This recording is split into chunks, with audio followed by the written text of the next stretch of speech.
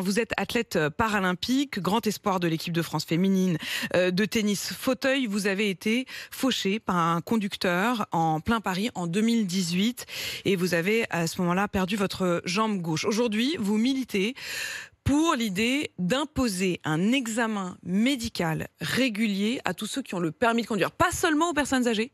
Effectivement, je pense qu'il ne faut pas stigmatiser uniquement les seniors, mais on ne peut pas avoir notre permis illimité. C'est le cas dans tous les autres pays. On repasse un test d'aptitude à la conduite pour contrôler les capacités cognitives, sensorielles, la vue, les réflexes.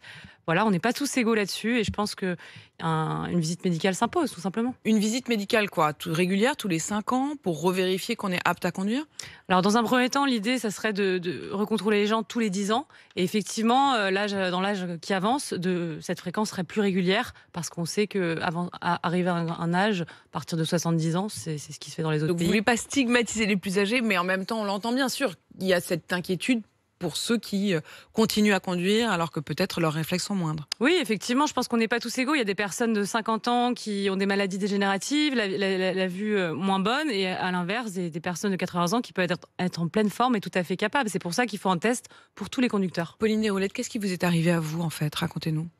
Moi, un accident banal, finalement, au mauvais endroit, au mauvais moment. J'étais sur le trottoir du 15e arrondissement parisien et je me suis fait faucher par un monsieur qui n'était plus capable de conduire. On était 3 sur le trottoir. Et ce monsieur, il aurait préféré certainement passer une visite médicale plutôt que de faucher 3 personnes, évidemment, puisque sa vie à lui, elle est détruite. J'ai eu l'occasion d'échanger avec lui. C'est quelqu'un Il a qui quel âge? savait... Pardon, il avait quel âge? Il avait plus de 90 ans. D'accord. C'est quelqu'un qui savait qu'il n'était plus capable de conduire et qui avait d'ailleurs prévu d'arrêter, malgré toutes les précautions qu'il prenait, les petits trajets, plus conduire la nuit, etc. C'était un conducteur exemplaire. C'est pour ça que ça n'a aucun rapport finalement avec le respect du code de la route. Par exemple, c'est vraiment, on parle d'aptitude au volant. Et sa vie à lui, sa fin de vie va être compliquée. Et voilà, on parle souvent des victimes. Il faut savoir que d'être responsable d'un accident, pour la personne concernée, les familles, évidemment, c'est compliqué et personne n'a envie d'être à cette place non plus. Et Pauline Déroulède, je trouve ça quand même assez admirable de vous entendre dire ça, parce que votre vie à vous aussi, elle a été quand même changée du jour au lendemain.